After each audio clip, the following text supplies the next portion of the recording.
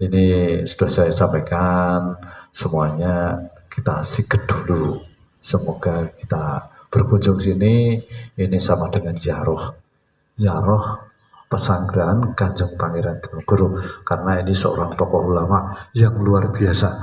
Semoga kunjungan panjenengan ini sama ziarah itu dapat berkahnya dari Kanjeng Pangeran, diberi kesuksesan kelancaran apa saja yang diinginkan, dan semoga Pak Guru juga tambah banyak muridnya, tambah maju, tambah sehat-sehat kabeh, sukses kabeh. Maka kita jalankan Pangeran Diponegoro dengan bacaan Al-Fatihah. A'udzubillahi minasyaitonir rajim. Bismillahirrahmanirrahim. Muhammad sallallahu alaihi wasallam. A'udzubillahi bismillahirrahmanirrahim. A'udzubillahi bismillahirrahmanirrahim. Pangeran Guru dan tokoh alim ulama pendiri pun. Al-Fatihah. A'udzubillahi minasyaitonir rajim. Bismillahirrahmanirrahim.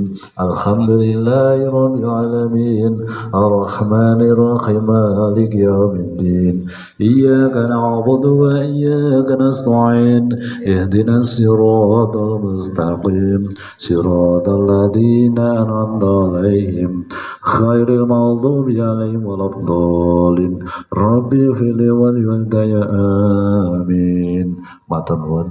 Mugi kagem ijazah ki Pangeran Guru pikantuk syafaatipun Kanjeng Pangeran Guru, lare-lare diparingi putra yang soleh-solehah, diberi kelancaran, diberi kesuksesan segala hal apa saja yang diinginkan orang tua, semoga biasa terlaksana dengan baik. Allah Ta'ala yang mengabulkan segala hal apa saja, dan semoga Bapak Ibu Guru muridnya tambah keremboko, tambah sukses, tambah maju segala hal apa saja yang di sekolah negeri Bapak Ibu Guru diberi kesehatan yang sempurna sampai selesai semuanya. Amin, amin ya rabbal alamin. Akan saya lanjutkan lagi. Tadi sudah sampaikan tentang gedung-gedung, isi-isinya. Sekarang akan saya sampaikan tentang isi museum Pangeran Diponegoro dan sejarah kecil dari Kanjeng Pangeran Diponegoro. Pangeran Diponegoro adalah putra raja ketiga dari Yogyakarta. Dia dari Kanjeng Ratu Mangkorowati asli Pacitan, Jawa Timur. Dia garwa Selir. Maka Pangeran Diponegoro tidak mau jadi raja dikarenakan garwa Selir. Setelah itu Pangeran Diponegoro begitu lahir cengar, maka terus diasuh oleh neneknya Ratu Ageng. Ratu Ageng ini adalah istri raja yang pertama, yang ke-1 dari Yogyakarta. Maka sudah diasuh oleh neneknya, maka disantrikan dan disekolahkan. Selama disekolahkan, disantrikan itu tidak hanya di Yogyakarta, tapi juga sampai Jawa Timur, Jawa Barat, yaitu jadi di Pulau Jawa. Setelah itu Pangeran Diponegoro menginjak 20 tahun, dia menikah. Masih lanjut lagi Pangeran Diponegoro menyantri lagi sampai usia 40 tahun. Dia baru melawan orang asing. Karena apa?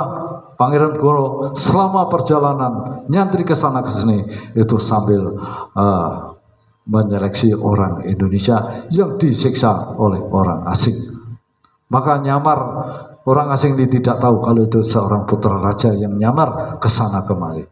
Maka Pangeran Diponegoro sampai nunggu di Selat Sunda yang dibedah kerja rodi itu pun nunggu Pangeran Diponegoro menghalau orang asing, yaitu melawan orang Belanda yang memperlakukan orang Indonesia dengan kejam.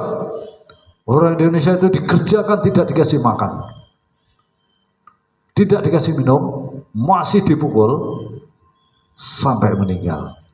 Tuh, maka bagaikan hewan aja waktu dulu. Lah, maka Pangeran Diponegoro jadi geram, marah orang Belanda memperlakukan rakyat kita.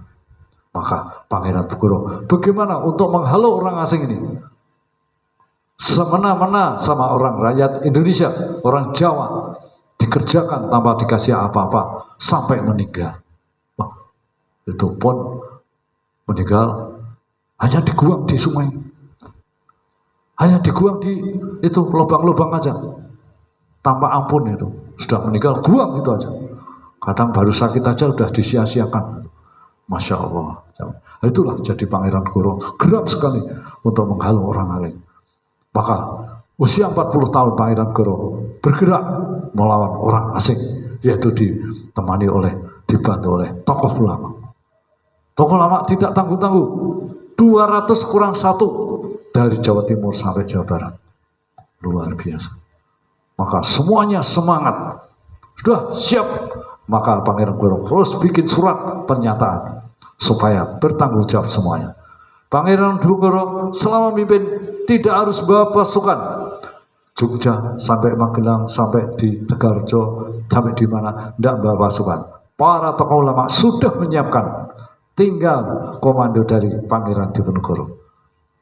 Maka melawan orang asing ini selama 5 tahun bisa mengalahkan 7.000 pasukan lebih. Belanda kalah semuanya. Itu belum dananya.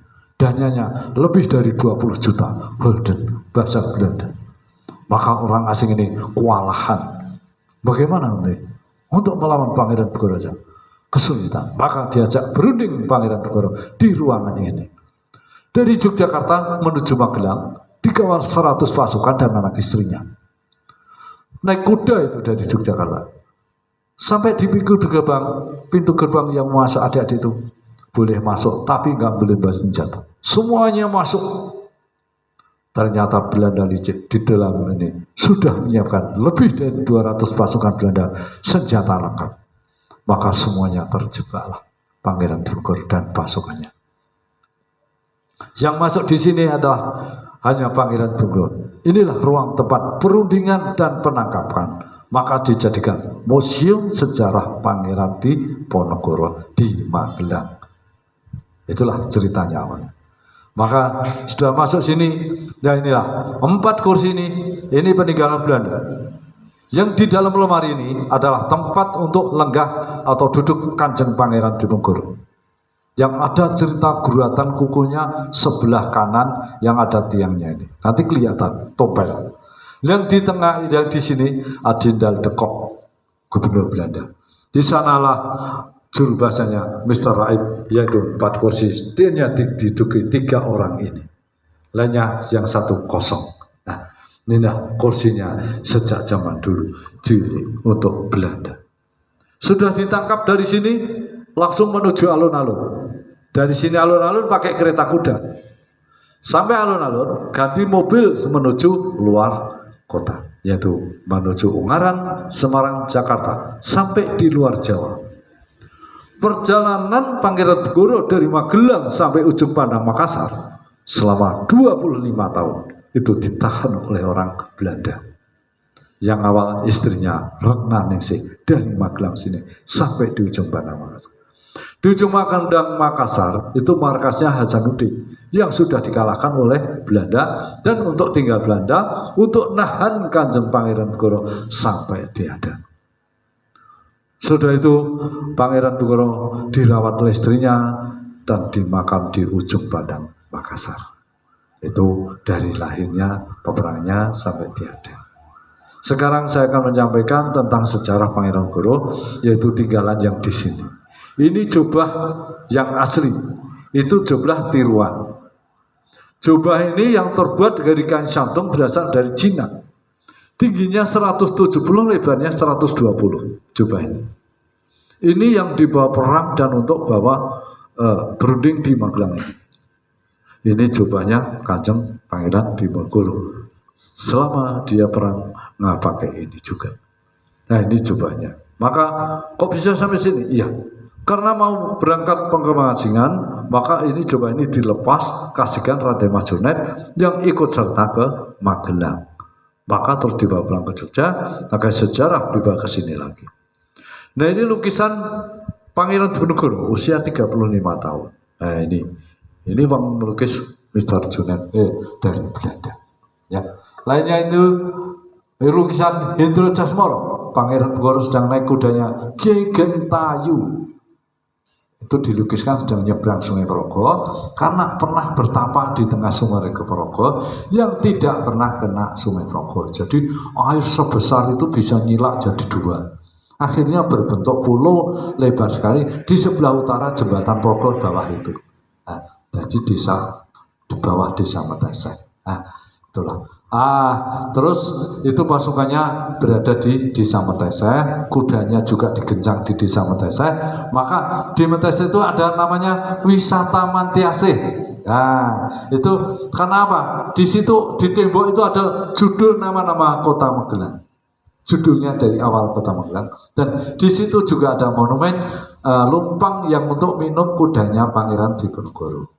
Nah, disitulah letak pertapanya Pangeran Diponegoro. Di sana ada lukisan Daud Yusuf menerangkan Kanjeng Pangeran Goro sedang perang dengan Belanda di Bukit Menoreh.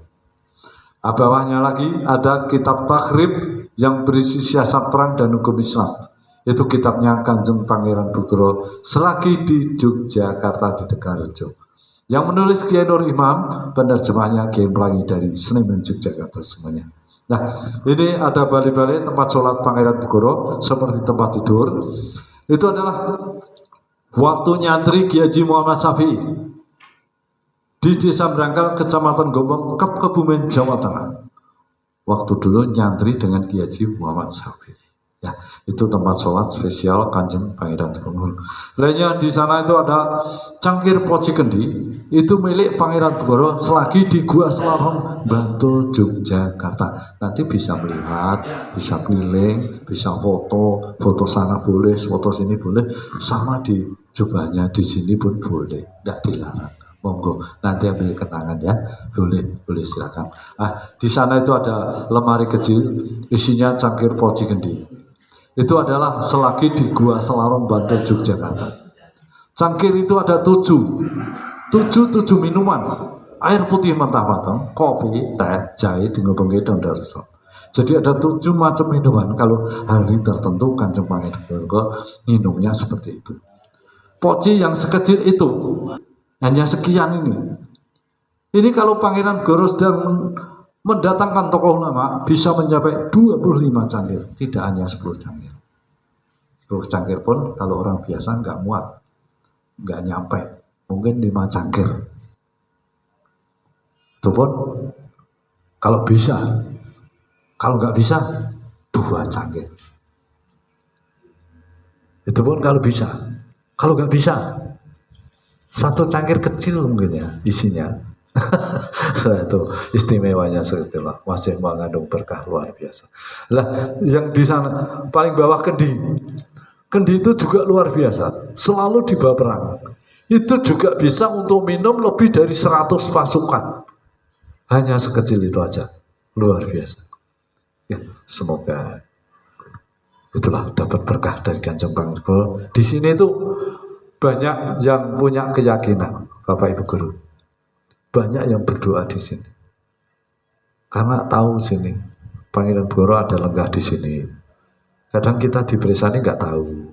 Nah, maka kita ijazah semoga dapat berkahnya dari Kanjeng Pangeran Goro.